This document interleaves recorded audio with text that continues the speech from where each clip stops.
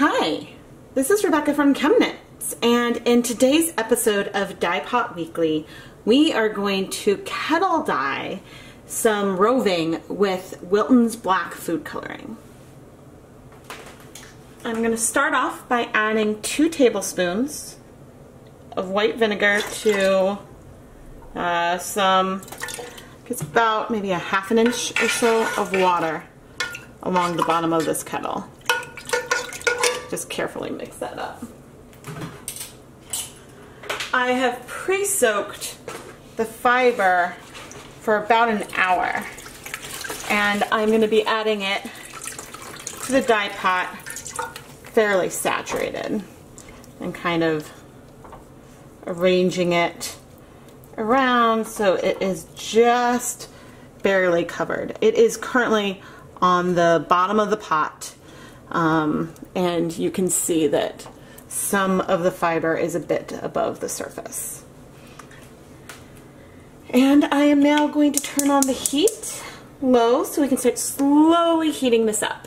In this cup we have ½ cup of just tap water, and I am going to add a ½ teaspoon of Wilton's black. And this is the new Wilton's black that has red number 40 in it, not the old one with red number 3. So I've got roughly the ½ teaspoon, and I am going to stir this up.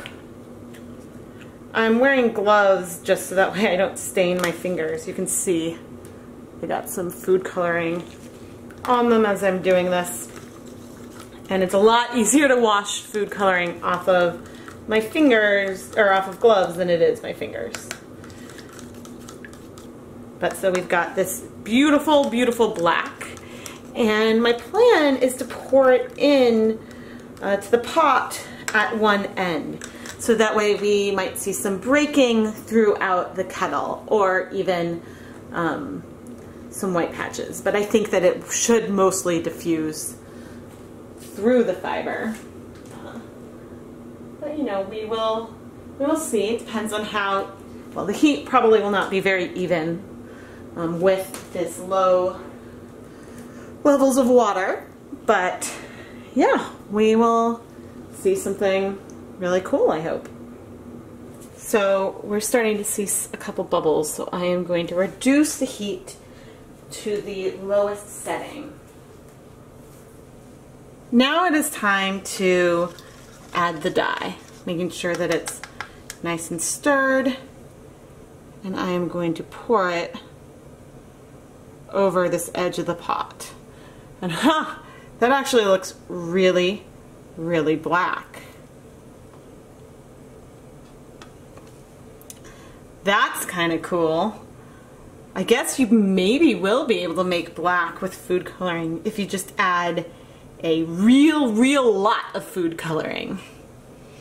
But now we'll wait and see how this diffuses onto the rest of the roving. So we are almost 8 minutes in, and I have noticed something a bit troubling. There is a glob of food coloring right here. So I am doing my best to kind of get that spot access to liquid, because, well, if a just of glob rests on the top, nothing much can happen with it. But I do like that we have some of the dye peeking up right here, and you can certainly see some of the breaking. And there is a lot of dye left around the edge, so this will presumably spread out a lot further. Another 10 minutes have passed, and slowly we're seeing the color move through the fiber. You know, and I think the water still seems like it's pretty clear over on this side, but I still see a lot of dye up in that corner and down here. So it should be making its way through. Another 13 minutes have elapsed, and slowly, slowly the dye is crossing the fiber. We are still on the very lowest heat setting. And yeah, the fiber is warm, so that is good. But yeah, ooh!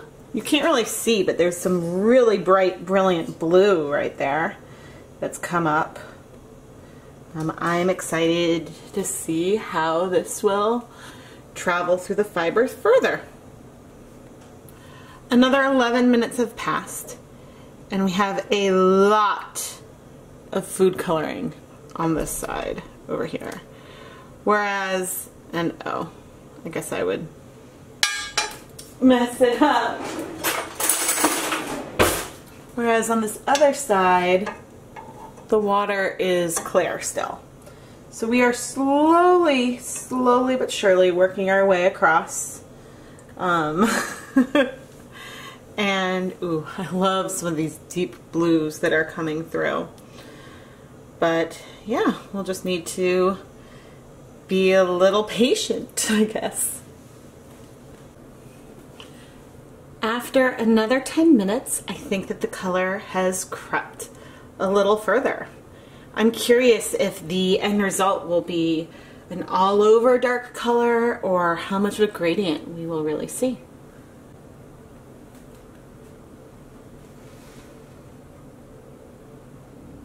I'm going to increase the heat a tiny amount and then go back to waiting. So it has been a rather long time. I think that I want to add some more vinegar because I know that when I do dip dyeing with this much, when I've done dip dyeing, sometimes for some of the colors to absorb it needed a little more vinegar. And I'm not sure what the total volume in the pot is here. But I am going to add over this edge, that's half a tablespoon.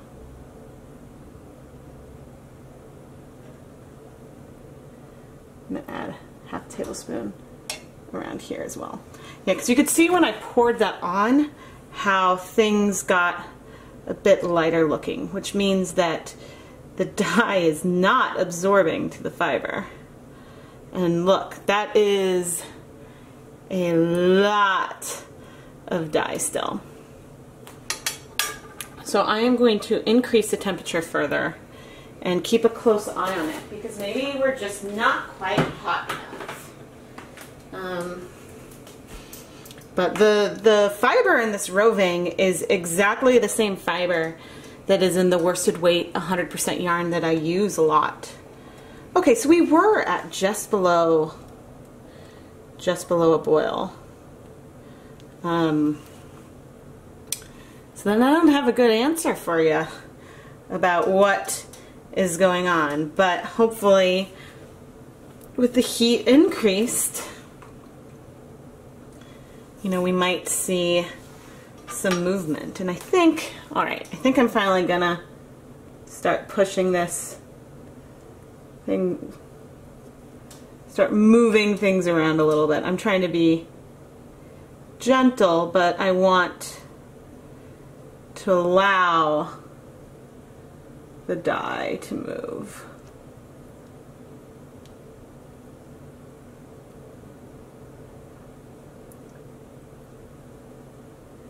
Yeah, and I know that there's definitely not too much dye here because I have used this proportion before. Ooh, that's a lot. Maybe it's a lot of the blue that's left. Because I do know that the blue is what I always needed. Like, I had trouble getting the blue in this black to strike.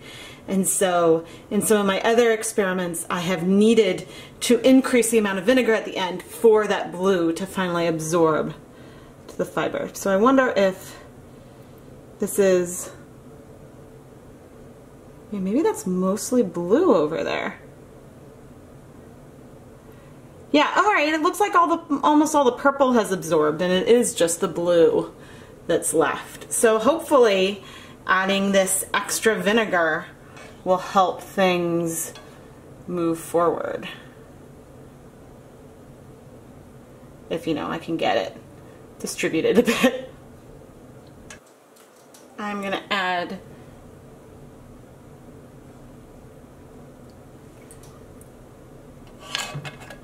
vinegar right there.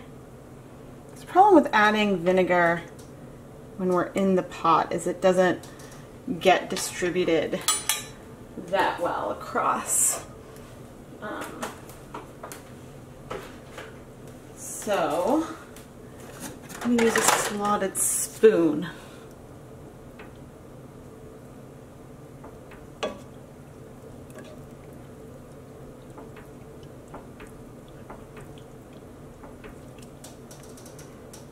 Help. So over here the water is looking relatively, well, maybe not right there.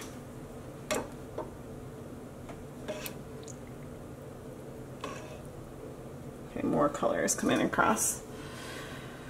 Alright, let's give this another 10 minutes and see where we're at. So we're at a total of 4 tablespoons, and I've just quickly turned up the heat, hoping to add some heat. Ooh, look at that blue down there, guys.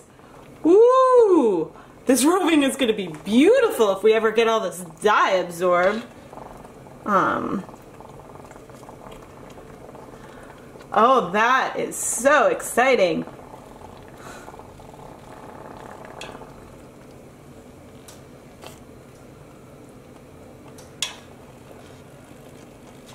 Like, come on, guys. Let's absorb to the fiber. Let's move around. Hopefully I don't get a felted mess.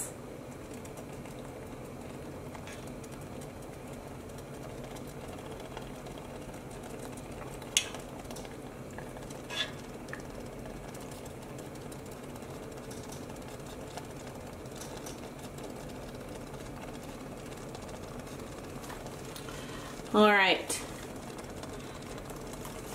I'm going to reduce the heat to somewhere a little more intermediate, but not quite as low as I had it before.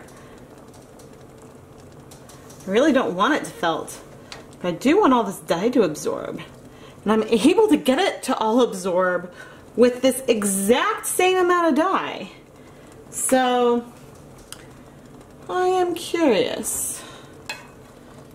Curious about this stubborn dye. At least we know we have, oh, look at that. That is so cool.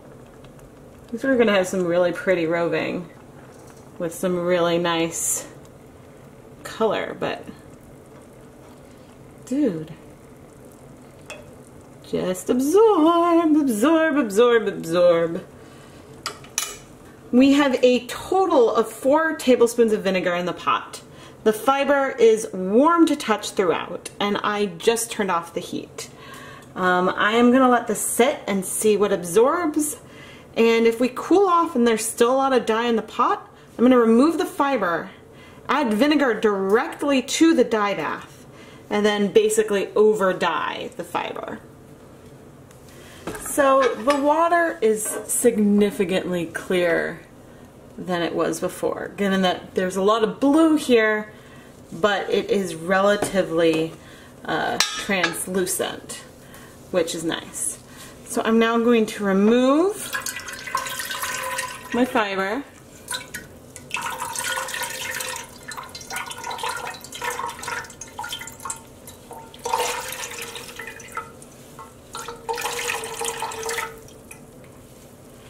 And oh, a lot of color did stay in. We do have some pretty cool white patches and ooh, some like brilliant deep blue patches. That's really, really fun. I'm now going to add a splash of vinegar. This way it's actually in the dye bath. And I'm also going to increase the total volume of water.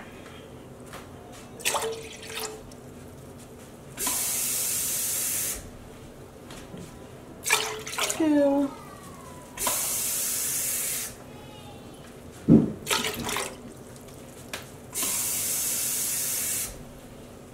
Alright, added about 4 cupfuls of water to here.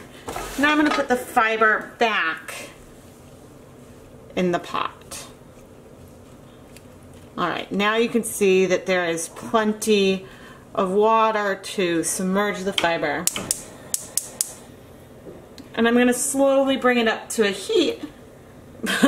I'm slowly going to put the heat back on and make the water hot again, so that way we can see if we can exhaust any more of this dye. And the nice benefit is that it will make some of those white patches light blue. I know that this should exhaust eventually, but let's give it a shot. So what's interesting is that the dye keeps exhausting over here, and we keep having a lot more dye on this side. So I'm not going to turn it off, let it cool, and then we'll wash the fiber. I think that there must just be a lot of excess in there that keeps leaking out. Check it out! The water is clear! We finally exhausted all of the dye. And so now I can take the fiber out of the pot and we can wash it. I'm going to add a little bit of dish soap to my cool water bath, and I'm going to rinse out any extra dye and rinse out some of the vinegar. See, the wash water is slightly blue maybe, so I am just going to keep rinsing and being as gentle with the fiber as I possibly can until the rinse water runs clear. But look at these pretty blues, and they're really dark. Well, we might have a black. We'll see when we're dry. These colors are absolutely breathtaking. We have a very deep, it's not quite black, it's almost a brown or a maroon that is so deep it's almost brown. And then we have these deep blues and bright turquoises and even some maroon through here. Now, of all of the roving that I have ever dyed, this is the closest that I've come to felting it. Like at this end, like I can still easily pull it apart and I will easily be able to draft, but it's definitely not quite as fluffy in here. Like there's some slightly felt, I mean you can just tell that it's taking a little more effort to pull it apart, but I am able to pull it apart, and I will, you know, I will be able to draft from it just fine. So I'll have no problem spinning. It's just, I put this fiber through a lot as I was dyeing it because I was having trouble getting that blue to exhaust. And I think that, you know, the part of the issue was that there was so much dye on the one end that the wool just couldn't absorb it.